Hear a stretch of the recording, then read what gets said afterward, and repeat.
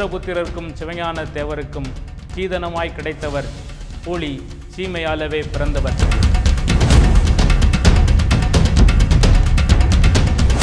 கட்டவுமனுக்கு முன்பாகவே எதிர்த்திட்ட மறவர். அவர் களத்திலே நின்றால் புழுதி பறக்கும், அவர் கரத்திலே வாளிருந்தால் எதிரியின் கழுத்திலே குருதி வடியும்.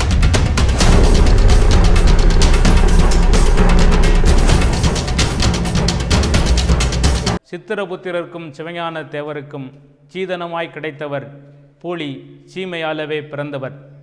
20 வயதில் 60 கலைகள் கற்றவர். 2 விழிகளின் பார்வையால் எதிரியை கொண்டவர். கர்னல் கிரானுக்கு யமனானவர். கப்பங்கட்ட மறுத்திட்ட வீரர். கட்டவுமனுக்கு முன்பாகவே எதிர்த்திட்ட மறவர். அன்னதானங்கள் பல சத்திரங்கள் கட்டினார். அன்னை கோமதி அம்மாளை இடைவிடாமல் வணங்கினார்.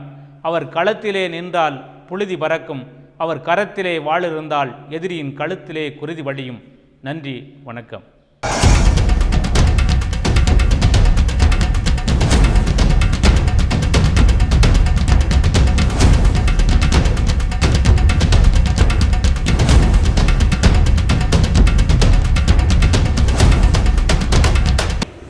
நெற்கட்டும் சபை சுதந்திர போராட்ட தியாகி முதல் வீரர் மாமன்னர் பூலித்தேவருக்கு ரொம்ப காலமா தீராத வைக்கும்.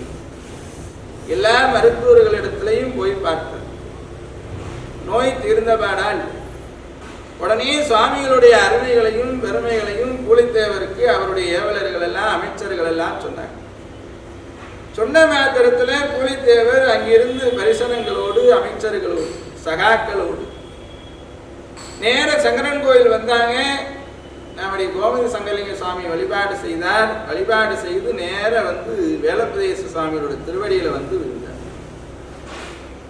நம்ம சுவாமிகள் பார்த்தாங்க. பூலித்தேவருக்கு அப்படியே திருநீர் அணிவித்து